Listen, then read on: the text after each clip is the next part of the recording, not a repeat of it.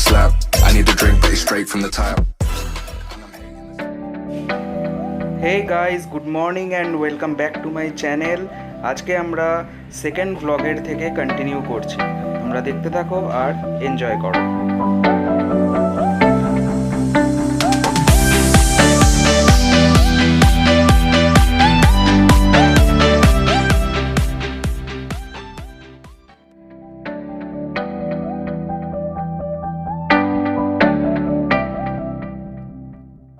কাটরা মসজিদ।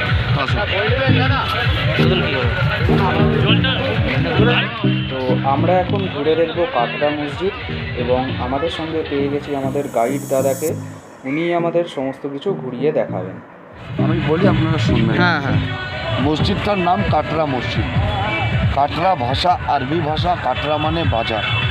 নবাবী আমলে বাংলার প্রথম নবাব অর্থাৎ মুর্শিদ খলিফার সময়ে এই মসজিদটার পেছন দিকে একটা বিরাট বড় বাজার বসত। বাজার বসত বলে মসজিদটার নাম হয়েছিল কি কাটরা মসজিদ। আর এই মসজিদটা কি ছিল একটা ইসলামিক শিক্ষা কেন্দ্র, মানে মাদ্রাসা।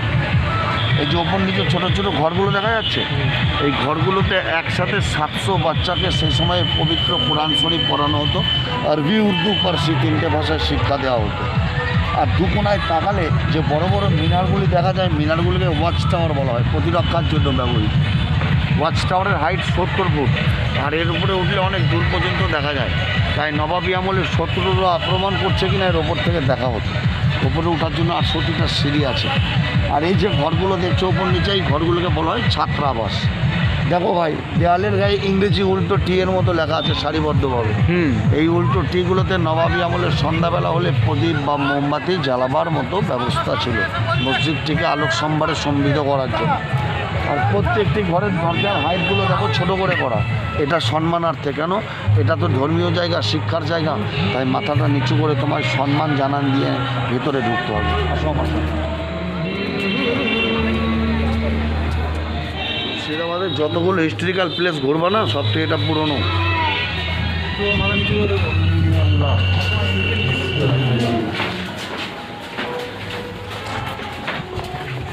মক্কাতে যে কাবা মসজিদ আছে তার অনুকরণ করে, নকল করে এটি নির্মাণ করা হয়েছে। এবার দেখো মসজিদের দেওয়ালের গায়ে 4 কোনা বক্সের মতো আছে। হ্যাঁ, এটা হচ্ছে মক্কার কাবা মসজিদের অনুকরণে তৈরি। এটা বাংলার প্রথম নবাব মুর্শিদ খলিফা বানিয়েছিলেন তারই বিশ্বস্ত কর্মচারী মুরাদ ফরাজ খাঁকে দিয়ে। আর এই মুরাদ ফরাজ খাঁ এত বড় কনস্ট্রাকশনটা 2 বছরে তৈরি করে। দেওয়ালের গায়ে দেখো 4 কোনা বক্সের মতো আছে। এই বক্সগুলো এখন ফাঁকা আছে, নবাবী আমলে কিন্তু ফাঁকা ছিল না। সব এসব জায়গায় উন্নত মানের কাচের ব্যবহার ছিল, এছাড়াও উন্নত মানের পাথরের ব্যবহার ছিল। ঠিক আছে, সেগুলো 1897 ভূমিকম্পে ধ্বংসাবশেষ অবস্থায় পরিণত হয়ে গিয়েছে। আচ্ছা। তারপর থেকে এই অবস্থায় রয়েছে। পরে যখন সরকার এটাকে আন্ডারটেকিং করে আর্কোলজিক্যাল সার্ভে অফ ইন্ডিয়া, তা পুনরায় এটাকে নতুন করে কিছু জায়গায় মডিফাই করা হয়। এবার দেখুন নিচে যে গর্তের মতো আছে রয়েছে, এই গর্তের মতো জায়গাগুলোকে দেখে মানুষ ভাবে সুড়ঙ্গ বা গোপন রাস্তা। এগুলো কিছুই নয়, আসলে জায়গাগুলিকে খিলান বলা হয়, যাকে আমরা আর্চ বলে থাকি। পুরো মসজিদটি আর্চ সিস্টেমে তৈরি। এত বড় মসজিদ তৈরি করার সময় কোনো কাঠ, কড়ি, বর্গার, লোহার ব্যবহার হয়নি। আচ্ছা। তার জন্য পুরো 14টি আর্চের উপরে দাঁড় করিয়ে মসজিদটিকে দাঁড় করানো হলো। মসজিদের ভারসাম্য এর উপরে রয়েছে। ঠিক আছে, আসুন। এখানে একটু ইতিহাস রয়েছে। এই যে মুরাদ ফরাজ খাঁ, যার উপরে মসজিদ তৈরির দায়িত্ব দেওয়া হয়েছিল না, ইনিকে নবাব ফরমানা দিয়েছিলেন। ফরমানা কি? যে 2 বছরের মধ্যে এত বড় একটা আপনাকে কাজ করতে হবে। তো এত বড় 2 বছরের মধ্যে একটা মসজিদ কমপ্লিট করা তো টাফ ব্যাপার। এত ইট চুনসুরকি কোথা থেকে আসবে? তাই তিনি কী করেছিলেন, এই সমস্ত এলাকায় যে সমস্ত দেব মন্দিরের ছিল সেগুলোকে তিনি ভেঙে ফেলেছিলেন। তার ইট চুনসুরকি নিয়ে এসে কিছু কিছু জায়গায় কাজে লাগিয়েছিলেন, তার প্রমাণ আছে। আসুন আমি জানাব। খিলান, এইটা দেখুন। আচ্ছা, দেখুন এটার গায়ে টেরাকোটার কাজ আছে। কোথাও রয়েছে শিবের ত্রিশূলের মতো, কোথাও রয়েছে রথের চাকার মতো। এই ইটগুলো একমাত্র হিন্দু দেব মন্দিরের নিদর্শন।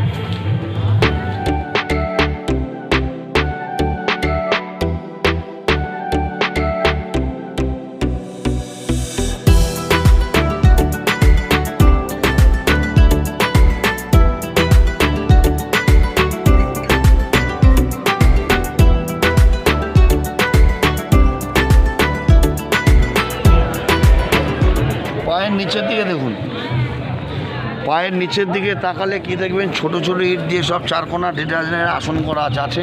হ্যাঁ। এক একটা আসন এক একজন নামাজির জন্য 2000টি আসন আছে, 2000 মানুষ একসাথে নামাজ পড়ার মতো ব্যবস্থা। আর দেওয়ালের গায়ে তাকালে যে লোহার কড়াগুলো দেখছেন, এই লোহার কড়াগুলোর ব্যবহার এই কারণেই, নবাবী আমলে যে সকল দিনে এই মসজিদে কোনো ধর্মীয় অনুষ্ঠান জামাত হতো, সেদিন এই মসজিদটিকে সামিয়ানা দিয়ে ঢেকে দেওয়া হতো। আচ্ছা। সামিয়ানা অর্থাৎ চাদুয়া দিয়ে কভার করা হতো, বাইরের মুসাফিরদের গায়ে যেন রোদ বৃষ্টির থেকে নিয়ন্ত্রণ পাওয়া যায় তার জন্য। ভালো আসুন ব্যবস্থা। ভেতরে।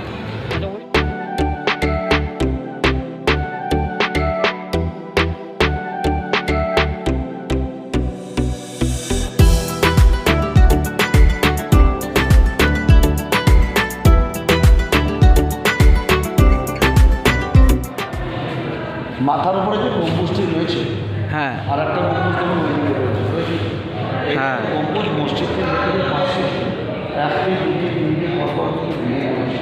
এগুলো সেই একই সময় ভেঙে পড়েছে। এই যে আর্চের উপরে তৈরি, এখান থেকে দেখলে বোঝা যায়, দেখুন ইটের কাজগুলো হ্যাঁ হ্যাঁ ধসে পড়ে না, হ্যাঁ। সব আস্তে আস্তে ধসে পড়ে যায়। ঠিক।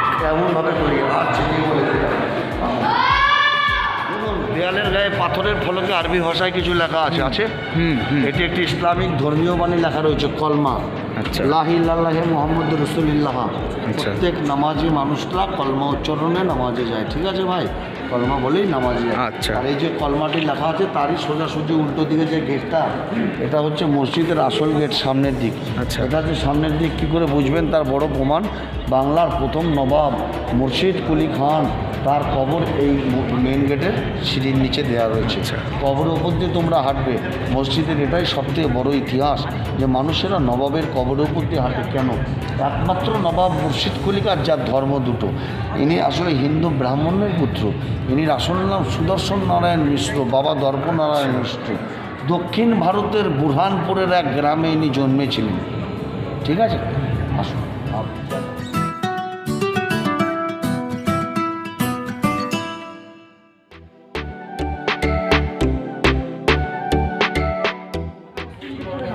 নবাবের কবরের ওপরে দাঁড়িয়ে আছে, আচ্ছা। কবরের ওপর দিয়ে হাঁটছ, এটা নবাবের নিজের ইচ্ছে। কেন?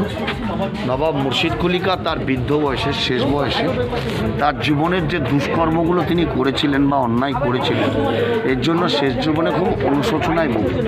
তিনি ভাবেন কি, যে অন্যায়গুলো আমি করেছি, যে পাপ বা গুনাহ করেছি, তাই আমার মৃত্যুর পর মসজিদের এমন অংশে আমার কবর হবে যে মানুষেরা আমার কবরের উপর দিয়ে হেঁটে যাবে আর তাদের পায়ের ধুলোটা কবরে পড়বে। মানুষের পদধূলি তার জীবনের দুষ্কর্মের পাপটাকে কমিয়ে দেবে, এটাই জীবনের তার একটা অনুমান শেষ জীবনের। তার জন্য উনির ইচ্ছে মতো মসজিদের মেন গেটের সিঁড়ির নিচেই উনিকে সমাহিত করা হয়। আর মুর্শিদ কুলি খান সম্পর্কে একটু না বললে কিছুই নয়, জানা যায় না। মুর্শিদ কুলি খান আসলে কে? ইনি শৈশবকালে যখন হিন্দু ব্রাহ্মণ ঘরে জন্মেছিলেন, কিন্তু ইনি ইসলাম ধর্মে কী করে দীক্ষিত হলেন? শৈশবকালে দাস ব্যবসায়ীরা ইনিকে অপহরণ করেন এবং কৃতদাস রূপে বিক্রি করেন ইস্পাহানিক এক বণিক হাজি সাহেবের কাছে। সেই বণিক হাজি সাহেব ইনিকে কী করেছিলেন, কৃতদাস রূপে কেনার পরে ধর্মান্তরিত করেছিলেন, হিন্দু থেকে ইসলাম ধর্মে দীক্ষিত করেন এবং ইনি নামটা পরিবর্তন করে রাখেন কি, মোহাম্মদ হাদি। আর মোহাম্মদ হাদিকে তিনি ক্রয় করলেন কৃতদাস রূপে, কিন্তু মানুষ করতে শুরু করলেন নিজ পুত্রের মতো। তিনি আস্তে আস্তে যখন বড় হলেন, নিজ প্রতিভা ও কৃতিত্ব বলে দিল্লির মোগল সম্রাট ঔরঙ্গজেবের দেওয়ানি পদ লাভ করলেন। দিল্লির সম্রাট ঔরঙ্গজেবের আসলে ইনি ছিলেন ট্যাক্স কালেক্টর। দিল্লির সম্রাট ঔরঙ্গজেব ইনিকে সুবে বাংলার সুবেদার নিযুক্ত করেছিল। আচ্ছা। বাংলা, বিহার, ওড়িশা তিনটে স্টেট একসাথে, তাই একে সুবে বাংলা বলা হতো। আর সুবে বাংলার সুবেদার কেনই বা ইনিকে নিযুক্ত করলো? কেননা বাংলার রাজস্ব দিল্লির দরবারে ঠিকভাবে পৌঁছাচ্ছিল না। বাংলার যে রাজস্ব আদায়ের দায়িত্ব, তা ছিল ঔরঙ্গজেবের নাতি আজিমুন খানের উপরে। আর এই ঢাকা, তার পূর্বেকার নাম জাহাঙ্গীরনগর, এই জাহাঙ্গীরনগরে তিনি থেকে তার দেওয়ানিটা পুরো চালাচ্ছিলেন। যে রাজস্ব আজিমুন খান আদায় করতেন, নিজের আয়েসিতা ভোগবিলাসিতাতে নষ্ট করে। তার জন্য সম্রাট ঔরঙ্গজেব কী করলেন, কর তলব খাঁ উপাধি দিল। কর তলব খাঁ ভাষাটা পুরোটাই ফার্সি ভাষা। কর মানে ট্যাক্স, তাকে তলব করবে মানে কালেক্ট করবে, তাই ট্যাক্স কালেক্টর রূপে কর তলব খাঁ উপাধি দিয়ে উনিকে সুবেদার নিযুক্ত করলেন। 1702 খ্রিস্টাব্দে তিনি জাহাঙ্গীরনগরে আসলেন এবং এই আজিমুন খানের সাথে তার বচসা শুরু হয়, মতবিরোধ বেড়ে ওঠে। সেই দ্বৈরথ্যকালীন তিনি জাহাঙ্গীরনগর ছেড়ে আমাদের এই মুর্শিদাবাদ জেলাতে তার দেওয়ানি পদের সমস্ত সৈন্যদেরকে নিয়ে চলে এসেছিল। সে সময় জেলাটার নাম মুর্শিদাবাদ এবং এই জেলার ভৌগোলিক সার্বভৌমত্ব তাকে এতটাই আকৃষ্ট করে যে এই জেলাকে তিনি কি করলেন, তার রাজস্ব আদায়ের জন্য মধ্যস্থ অর্থাৎ রাজধানী স্বরূপ গড়ে তুললেন এবং এইখান থেকে বাংলার ট্যাক্স আদায় করে দিল্লির দরবারে পেশ করলেন। আমরা সবাই জানি 1704 খ্রিস্টাব্দে মোগল সম্রাট ঔরঙ্গজেব মারাঠা যুদ্ধে হেরে যায়।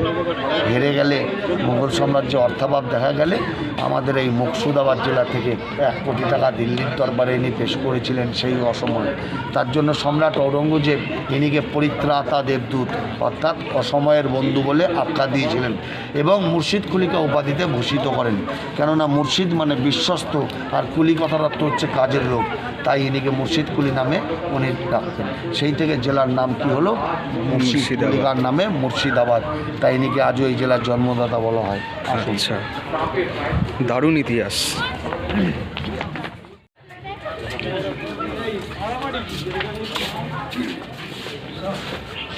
আচ্ছা, এই আমরা যেখানে দাঁড়িয়েছিলাম নিচে যে জায়গাটায় দাঁড়িয়েছিলে হ্যাঁ, হ্যাঁ, জায়গাটা আসলে ছিল লোহার জালি নেট সিস্টেম, হ্যাঁ। উপরে কার্পেটের ব্যবহার। আচ্ছা। মানুষ সেটে গেলে না জায়গাটা জাগ করতো এবং দুলতো, পায়ের ধুলোটা সত্যিই নিচে পড়তো। আচ্ছা, আচ্ছা। গভর্নমেন্ট এই যে কাঠের কড়ি বর্গা দিয়ে এটা আর্কোলজিক্যাল ডিপার্টমেন্ট থেকে সব ঢলাই করে সংরক্ষণ করেছে, কিন্তু দেখো কবরটা কোনো চেঞ্জ করেনি।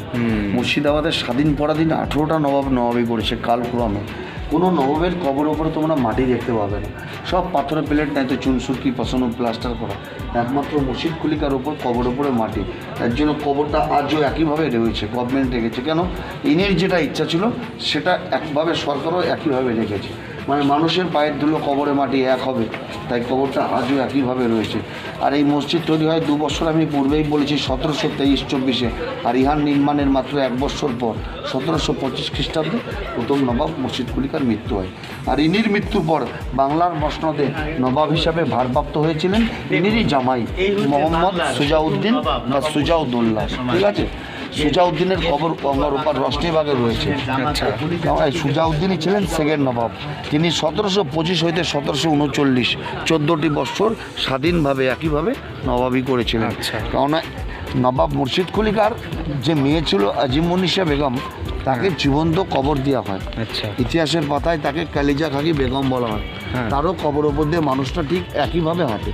ঠিক আছে, আর মুর্শিদ কুলিকা কিন্তু দিল্লির যে বাদশারা যখন ইনিদের নবাব করে দিলেন তখন কিন্তু ইনি স্বাধীন নবাব হয়ে গেছেন। 1705 যখন স্বাধীন নবাবিটা মুর্শিদাবাদে পুরোপুরিভাবে শুরু হয়ে যায়, তারপরে দিল্লিতে কিন্তু ইনিরা কোনো ট্যাক্স পাঠাতেন না। আচ্ছা, কারণ এখানে স্বাধীনভাবে নবাবিটা তখন চালু হয়ে গেছিলো, এরাই সব ছিল বাংলা, বুঝতে পারলেন। কিন্তু কী করতেন ইনিরা, নবাব দিল্লির যে বাদশা ছিলেন তাদেরকে খুশ করবার জন্য বাৎসরিক একটা নজরানা পাঠাতেন, আর ইয়ার 1 কোটি টাকা তিনি পাঠিয়ে দিতেন। আচ্ছা। আর এই নবাবের মেয়ের খবর আপনারা কি দেখে এসছেন? হ্যাঁ, আমরা দেখে এসেছি চলুন মুর্শিদ আমরা কুলি এটাকে খানের আস্তে আস্তে মেয়ের। গল্প করতে। মুর্শিদ কুলিকার মেয়েকে জীবন্ত খবর দেওয়া হয়। হ্যাঁ, হ্যাঁ, হ্যাঁ। ইতিহাসের পাতায় তাকে কালিজা খাকি বেগম বলা হয়। হ্যাঁ। ঠিক, এর পিছনেও ব্যাখ্যা আছে, অনেক কারণ আছে। হ্যাঁ। ঠিক আছে, আর মুর্শিদাবাদের মসনদের যত নবাবি করে গেছে তাদের মধ্যে কোনো নবাবের সময় যদি মুর্শিদাবাদ উন্নতির শিরোপায় চলে যায়, হ্যাঁ। সেটা হচ্ছে মোহাম্মদ সুজাউদ্দিন, মানে এই নবাবের জামাইয়ের সময়।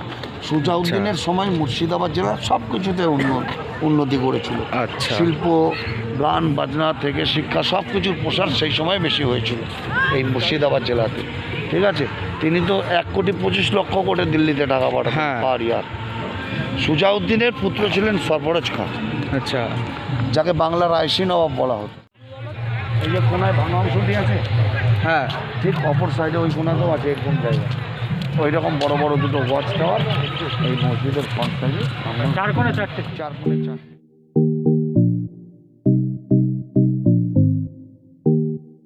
সো গাইস, তোমরা তোমরা দেখলে কাটরা মসজিদের ইতিহাস, সত্যি এক অসাধারণ জায়গা, প্রচুর ইতিহাস সেখানে লুকিয়ে রয়েছে।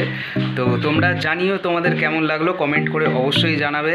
আর ভিডিওটা ভালো লাগলে একটা লাইক করো, শেয়ার করো বন্ধুদের সাথে। চ্যানেলটা যদি এখনও সাবস্ক্রাইব না করে থাকো তাহলে সাবস্ক্রাইব করে দিও। ওকে, বাই, দেখা হচ্ছে নেক্সট ব্লগে।